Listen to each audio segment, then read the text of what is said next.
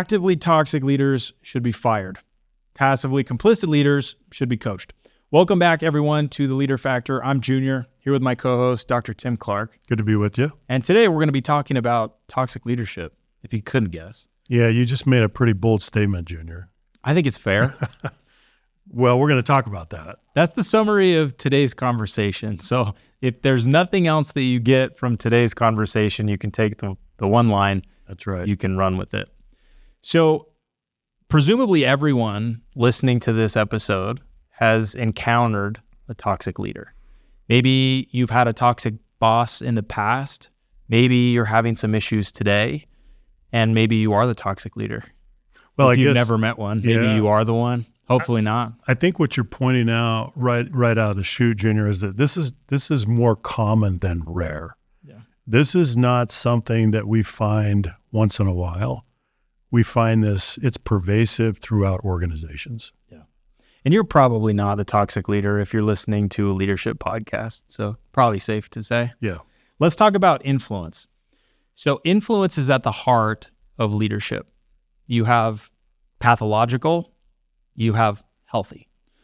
Tell me about a time that you experienced pathological leadership, Tim, pathological influence. Was there ever a coach, professional leader, educational leader that you encountered early on where you said, oh, this is what that's like? Yeah, all of the above. All of the above. So let's just go back to the word pathology. So pathology is the branch of medicine that deals with the causes and effects of disease.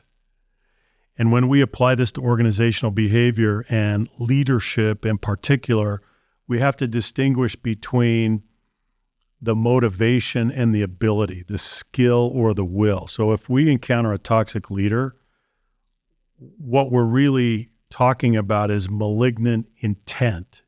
The intent is not there. The correct intent is not there. So the toxic leader uses people as a means, not an end. That's the fundamental distinction. And so therefore, the effects of toxicity, the toxic leader, are destructive. For example, you can take a leader that's maybe not very experienced or very skilled. Okay, that leader is ineffective. That's a lot different than being toxic. So that distinction needs to be clear. Toxic is destructive because the intent is malignant. Ineffective, that's a skill side problem. So we can develop, we can grow, we can learn, we can get better. Do you see the difference? I think that needs to be clear for everyone watching today. Yeah. Skill versus will. Skill, will, intent. Intent. Intent is the biggest problem relative to toxicity. It is. Because if you're toxic, what are you doing? You are premeditatively doing things that hurt people. That means you've thought about it. You're doing it on purpose. That's a far different thing than struggling with your skills and your experience and your knowledge, what to do, right? Yeah. Well, the topic of toxic leadership can be a difficult one because when you encounter a toxic leader in the workplace, what do you do about it? Sometimes you have no control. Sometimes you have all the control and none of the strategy. So we're going to talk about each of those instances today and help people understand what is toxicity as it relates to influence. How do you spot it? And then what do you do about it? So let's go to the slides, and we're going to start off by talking about the spectrum of influence. Now, for those of you who have seen this slide before, we made a couple changes. It's getting better and better. We're not even going to call them out. Maybe we will. Okay, so let's look at the axes. Over here on the y-axis, we have intent. So as Tim was saying, intent is the root of all of this. If you look at the root of pathology, it's going to be an intent issue. And if you look at the root of the most healthy leadership, it's going to be an intent thing. Mm-hmm. Then we have influence. That curve will go up and it will go down as you move across the axis. So these labels that Jillian added before, we love: covert, overt. Covert influence with low intent over here is what? Manipulation. This is deception. Influence through deception. Mm-hmm.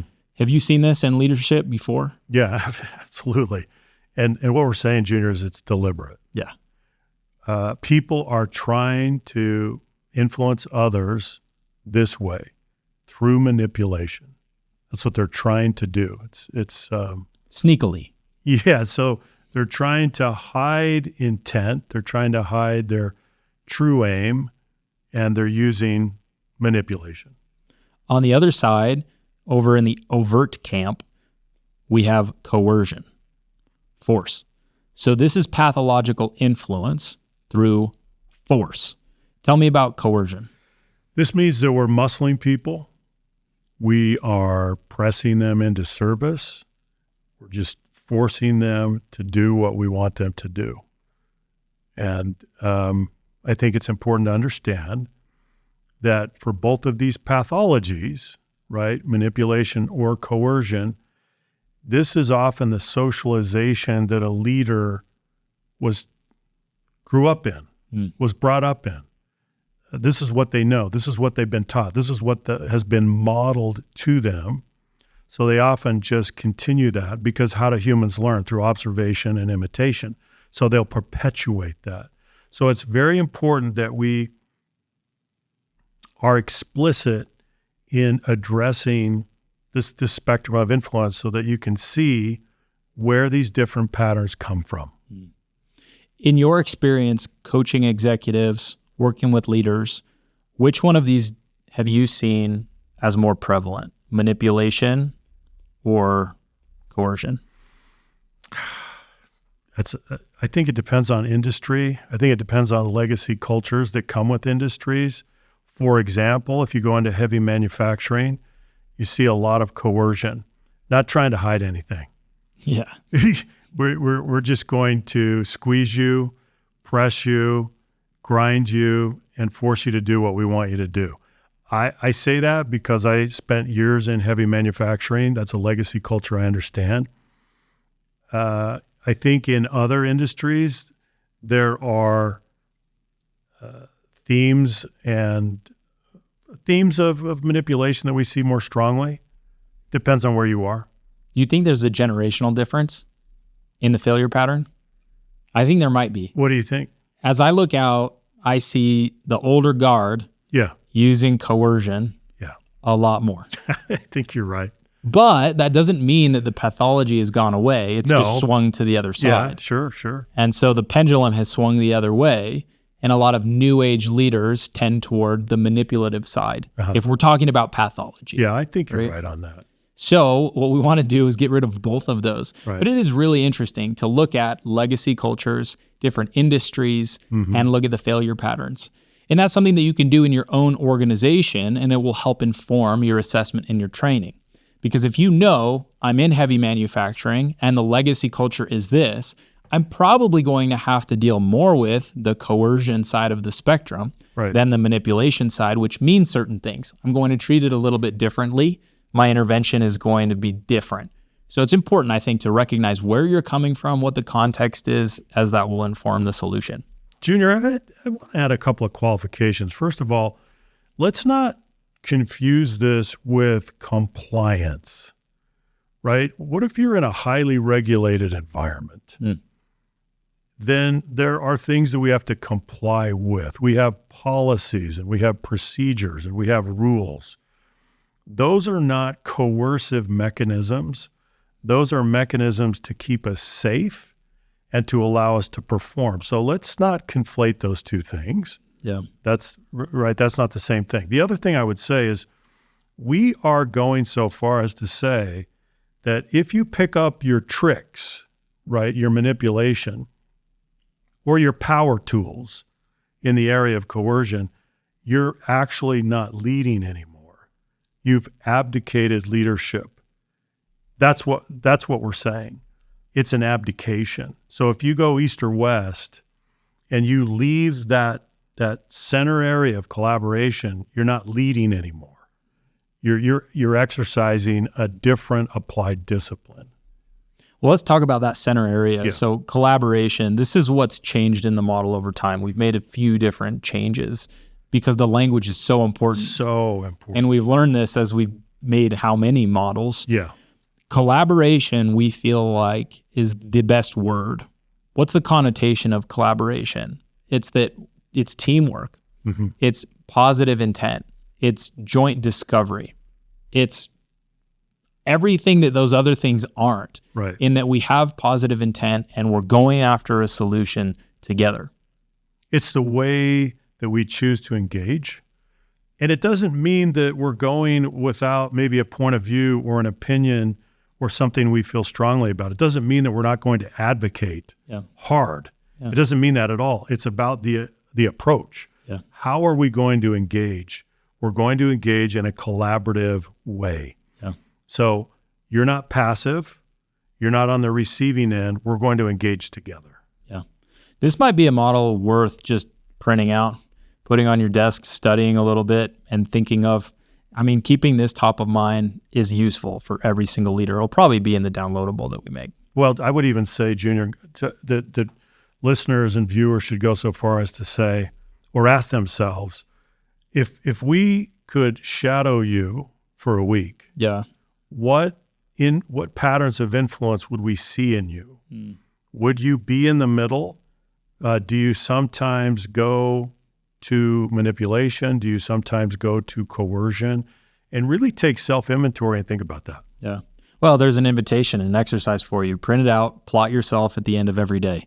You could literally just come into the model and put your mark and say, okay, Monday, Tuesday, over here, this was Friday. I'd had it. Right? Where am I? Yeah, exactly. Okay. So how would we define a toxic leader? Anyone who has a pattern of using pathological means of influence, or anyone who is conspicuously absent or indifferent while others use pathological means of influence. So this definition gets at the distinction that we're going to be making that we already made early on, but between active and passive. Toxicity is not just a general umbrella term that we can throw out to describe every leader who's pathological. Mm-hmm. There's a distinction that's very important. Let's go to this question. So we asked, well, how long ago was this? I don't know. Not that long ago. 961 employees. Have you ever worked in a toxic culture? Do you know how many said they had? 86%. That's a lot. Yeah, just take that in for a minute. Let that settle on you. 86%. That's almost 9 out of 10, Junior. Yeah. So this is pervasive. It's pervasive. And it's a function of toxic leadership. And that's the connection here that's important to make. Toxic culture is a product of toxic leaders. What comes first? The toxic leader. So if you have a toxic culture, the antecedent is toxicity in your leadership. That's the only way that you can get it. It's not that a toxic culture makes toxic leaders from nothing. It does as it gets perpetuated, which is something we want to stop. Right. But if you start from zero, you don't just all of a sudden start with a toxic culture. It starts with humans and the way that they interact and their means of influence. And it has to become pattern-like. An incident doesn't create a toxic culture. An incident doesn't create a toxic leader. It's the pattern over time, right? And then we would say, oh, okay, we have a toxic team. Toxic team's going to point to a toxic leader. And so we have to look at patterns. This is all about pattern recognition. Yep. So going into that pattern, let's go to the next slide. This is the distinction we want to make.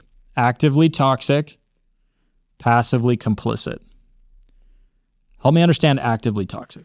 Actively toxic means that the leader is actively and deliberately engaging in toxic behaviors.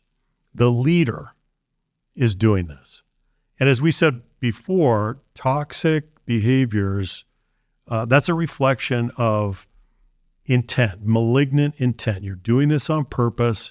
You've thought about it, and it reflects the way that you view people, the way you're interacting, the way that you regard them. What's the pattern that you have seen across industries? Which ones are most actively toxic? You seen any patterns? By industry? By industry? Or is there a pattern? I don't see a really clear pattern. I think it's a cross-cutting phenomenon, to be honest. So it's a human thing. It's a human thing. Not an industry thing. No. And we can't link it to certain demographics either. It exists everywhere, and there's no direct tight correlation with any of those things, at least based on what I've seen. The point of the question is just that regardless of your industry, you have to be vigilant in looking for toxicity. Just because your organization has a benevolent mission does not make you exempt from these realities. That's very true. You could be working in the most benevolent nonprofit the world has ever seen, yet you're still subject to these things. Why? Because it's not an environmental thing in your industry. It's not a contextual thing based on where you're competing or geography. It's if you have humans in the organization, you're subject to these problems. Junior, it is an individual thing. It is a personal thing. The unit of analysis is the individual and what's going on inside their heart and their mind, and the way they regard their colleagues and the way they choose to interact. So let's talk about passively complicit. Explain that one. Passively complicit means that there's toxicity on the team, but you are allowing others to act in toxic ways without consequence. That's what's happening. And so if we encounter a toxic team, one of these two things will always be true of the leadership of that team. Either the leader will be actively toxic or passively complicit. It has to be that we trace the origins of that toxicity to one of these two patterns. So let's think about a passively complicit leader for a minute, Junior. How does this happen? The leader is, just think about use cases. Think about situations where this might be true. Passively complicit leader that is allowing toxic behavior to go on. The leader is new, inexperienced, doesn't have the skills. The leader is intimidated by perhaps a strong personality on the team that is taking over and shaping the norms, hijacking the norms of that team. So you can see situations where this could be true. These are really regrettable situations, but they happen, and we need to understand what to do about it when we encounter a passively complicit leader. Yeah. Let's go to the failure pattern. So we have these two types of leaders, active, passive. Here's how organizations often respond to them. They do nothing. Mm-hmm. They wait too long to do something. Yeah. Have you seen this? Those are the two options. You do nothing, or you hesitate, you sit on it, you don't act. I want to make a point here, and I'm interested in what you think about it. So if these are the two failure patterns, we do nothing or we take too long to do something, the irony here is that a toxic leader is the worst thing that you could have in your organization. I've been thinking about this. Yeah. I've been thinking about macro level factors, industry, competitive headwinds, financing, whatever it is. Whatever it is. I think that a toxic leader is the worst thing you could possibly have, because a healthy leader, one who uses collaboration as the primary form of influence, can deal with whatever those problems are. Now, even if you're in a competitive, strong position, if you insert toxic leadership into that scenario, you will eventually lose. Mm-hmm. Because that competitive advantage eventually is derived from the human interface. That's right. And that's something that I've seen and become convinced more of every single day. That competitive advantage lies at the human interface. Regardless of the technology you possess, regardless of your competitive moat, that will erode and degrade over time. Yeah. If you have this type of pathology in the organization. And so if that's the existential threat to the organization, pathological influence, then why are we not going after that and rooting it out with all the energy, right? With all of the resource? Why do we not understand that if we hesitate or we don't act, that condition is going to compound? Yeah. and the adverse consequences are going to get bigger and bigger. It's very interesting because what you just said, Junior, that's a big hypothesis that toxic leadership is the single biggest liability that you could have in your organization, bigger than competitive disadvantage, bigger than macroeconomic forces, bigger than all of these other factors that could be at work. Well, and while it's ironic at face value, I think the reason's not mysterious. It's because of the time delay. If you ignore, let's say that I'm a leader and I become passively complicit. Let's say that I see someone step over the line of respect, an inch, and I don't do anything about it.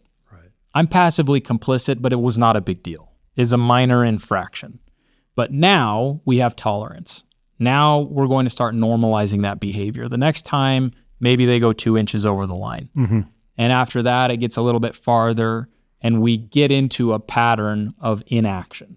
We're not going to operate and say, no, that's not tolerable here.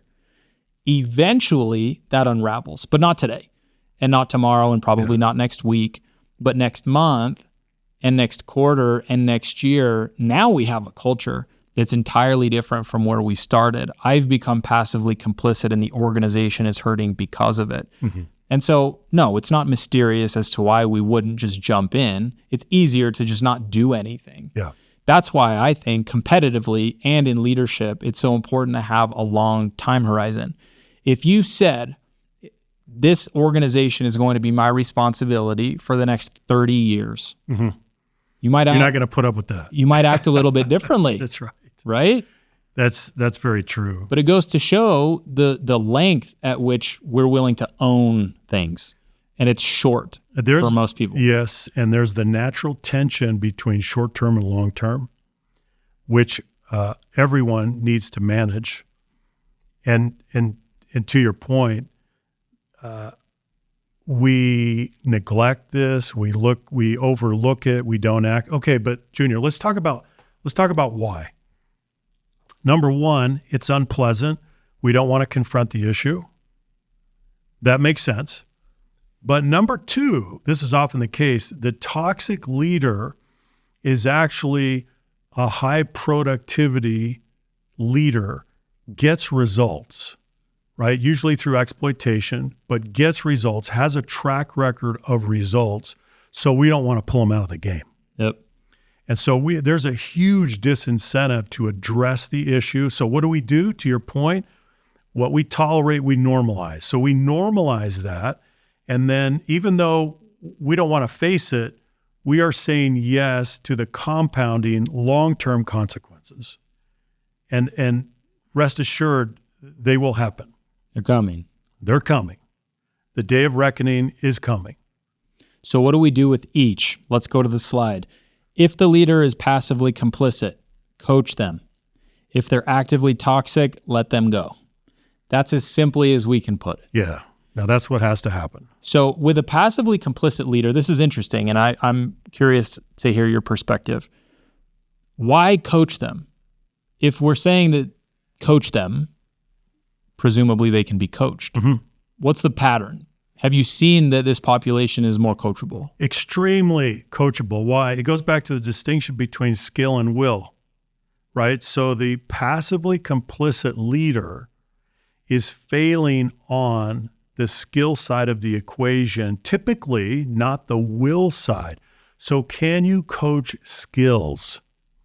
Yes. If the intent is there, if the desire is there, if the regard and respect for colleagues is there, we can take your skills to another level. We can teach you how to be the chief cultural architect of your team. We can teach you how to hold people accountable. We can, right? We can teach you how to take out that toxic behavior that is afflicting the team. Now, on the other hand, if you're actively toxic, what's the problem? You have a will side problem, not a skill side problem. What are we going to do about that? We can't skill build over an intent problem. Yeah.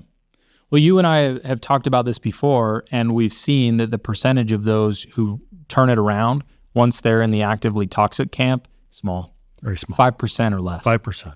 That's it. Those are not good odds. No. You wouldn't bet on those odds. No. So the only path forward is to let them go. I'm grateful that you brought up the lens of performance, because this is what makes it complicated.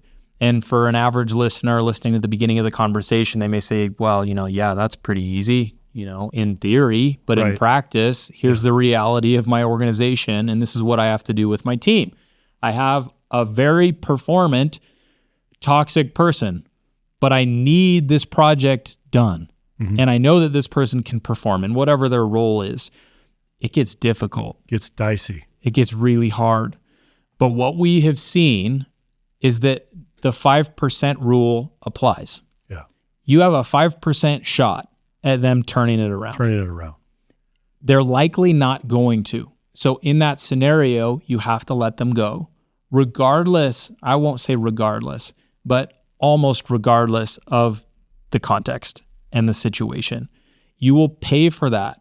And that's something that I would hope to communicate really strongly. You will pay the price of not letting them go 5 times over before you actually let them go if you wait. Yeah. Now is better. Early. As soon as you see that pattern, active toxicity, they're using manipulation, they're using coercion, and that is the pattern. You got to let them go. Junior, let me add one thing. There's another remedy that I have seen again and again, and sometimes it works. So other than letting a person go from the organization, in fact, I was in a meeting yesterday, and we talked about this very thing with a large multinational where they have an executive. The executive is toxic, very high performer. What do? We don't want to let them go. And so the other remedy that I'm seeing is that they will put them into an individual contributor role that's a very high-level role. You put them in timeout. It kind of put them in, well... That's what it sounds like. You're buffering their toxicity, but you're getting their attention in a pretty dramatic way, and you're saying, look, we value you, but you cannot lead humans and act like that.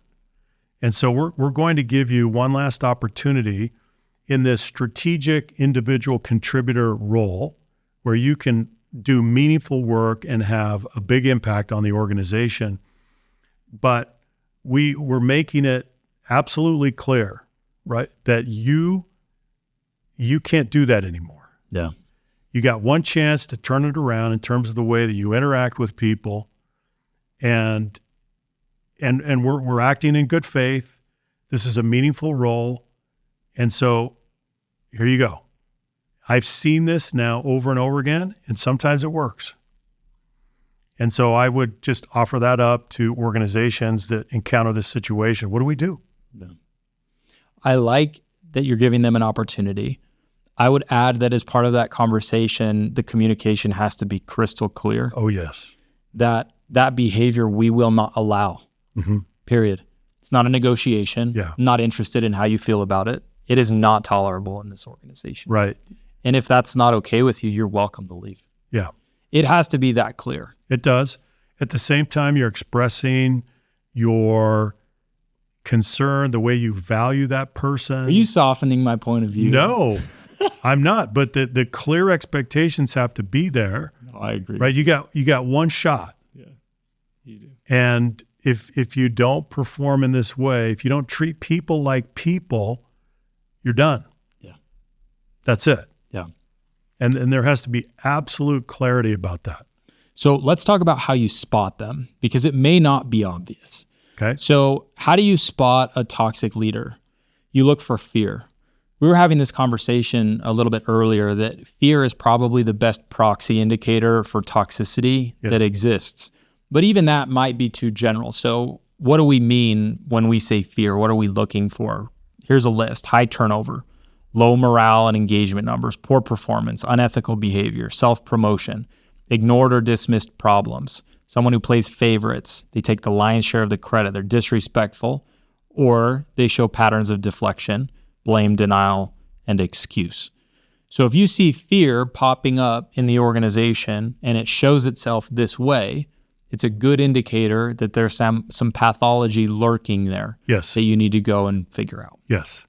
What would you have to say about that? Are there any other patterns that are alarm bells or sirens to you as a leader if you're looking at an organization that says, hey, you need to look over here, there's a problem? Junior, it reminds me of, so let's go, I'm going to harken back to college football days because I remember this. This really is very clear in my mind. As players, position coaches would change, right?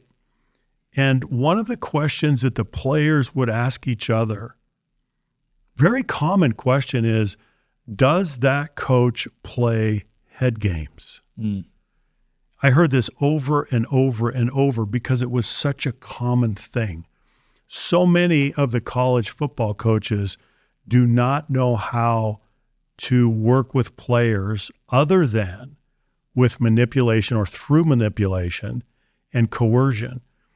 On the manipulative side, head games.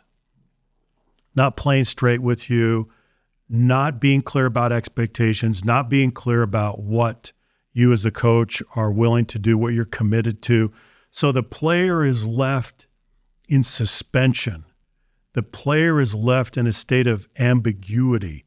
The player doesn't know where they stand. It is the worst kind of coaching. So I just remember that question being asked over and over again, does the coach play head games? And I certainly saw that a lot. So that's an indication, right? That's one pattern of the way that gets manifested. Every single leader should be on the lookout for these patterns inside their organization all the time. Yeah. We need to be scanning for this constantly to make sure that this is not happening in the organization, Right. to stay vigilant. So as we wrap up, I want to go back to the model, the spectrum of influence, and show this one more time because this is all of it in a nutshell. The most important piece, if I could call it out, is this right here. That intent piece. If you do nothing else as a leader, we want this to go up. We want to focus on collaborative influence, and we want to get away from manipulation and coercion. So as we're reflecting ourselves on our own behavior, that's what we want to do.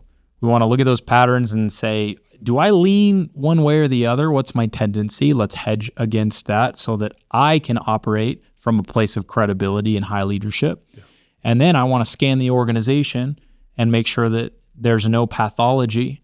If there is, what do? We identify the type. Is it an actively toxic boss or a passively complicit leader? And then we will coach the passively complicit.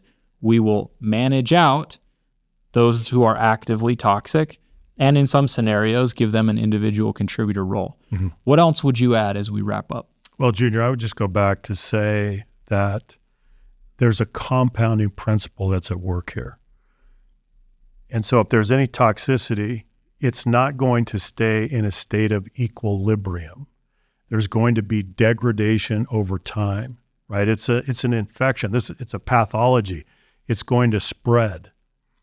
And that's why we have to jump on it. Go back to the principle. What you tolerate, you normalize. And in far too many cases, we do nothing, or we hesitate and we act, and we're so late to the game that we are passive, we are reactive, and we have already borne many of the consequences. Yeah. All right. Well, thank you, Tim, for your time today. Thank you. I appreciated the conversation. For those of you listening, thank you for your time and attention. We know you could be doing a whole lot of stuff, so thank you for spending your time and attention with us. We would be interested to hear from you if you've ever had an experience with a toxic leader. In the comments, you don't have to tell us who it was or what happened, but if you have been on the receiving end, tell us how that felt and tell us what you do to maintain healthy influence. We will see you in the next episode. Bye-bye.